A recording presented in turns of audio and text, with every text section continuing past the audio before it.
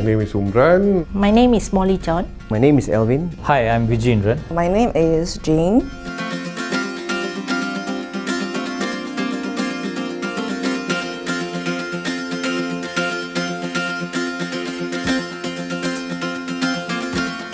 When AMOS kicks in, we actually start to think more on how we can reorganize our data, restructure our data to have a better information of what we are doing, of our daily transaction, and make better decisions. I do see that now that we have connects all the database we have from all the legacy system.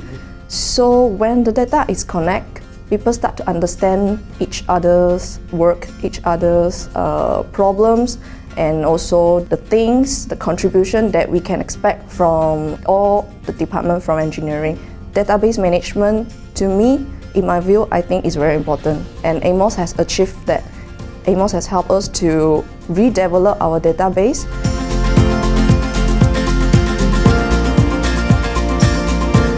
When people have access to more information of your organization, you tend to make better decisions, more conducive solutions, and also you connect people. In overall, our maintenance activity is getting better. We are one up in terms of tracking of aircraft health, and we are one up against tracking of our spares. So almost everyone knows where the spares are and where is it located or when will it be coming. I think increase our productivity and our efficiency by double or triple fold.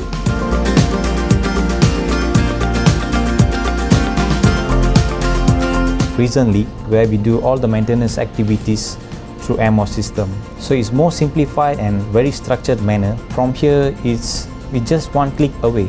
So to see all the details on the planning view and the production view.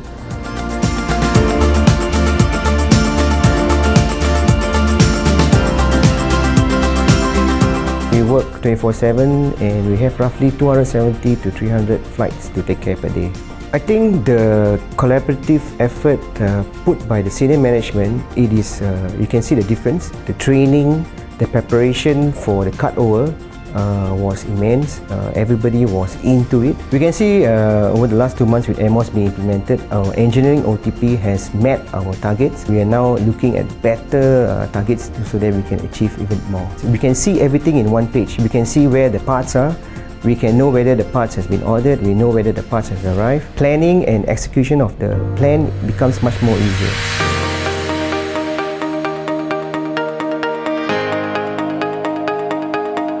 Well, we've actually been able to stabilize the processes. We became more system-driven, and then for a point we're now actually turning a project mode post-implementation into an operational way of working, which will be our new way of working from now onwards. Well, the next 12 months should provide us a platform to reach continuous improvement and as well to become leading edge in terms of implementing e-signature, e-tech lock, and the improvements AMOS will provide us moving forward.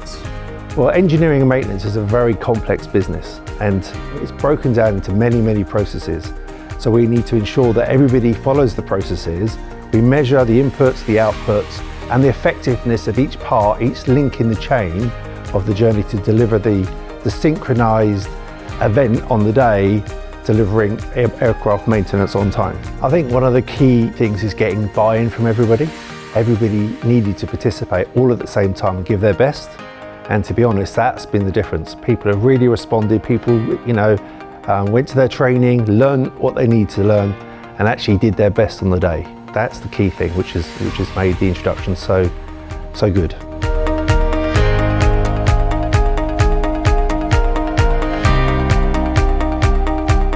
In my perspective, I think digitalization is going towards leveraging more IT or technology to help us on our business process improvement.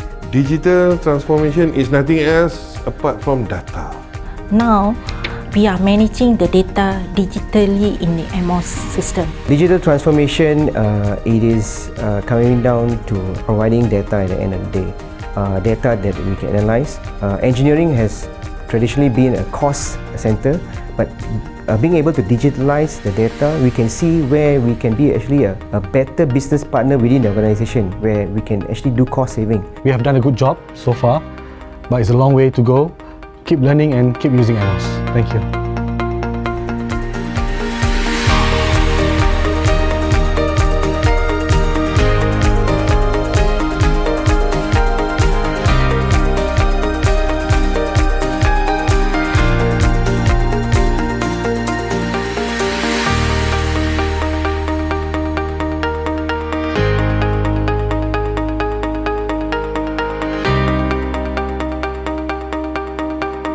Remember team, we have to do everything with passion.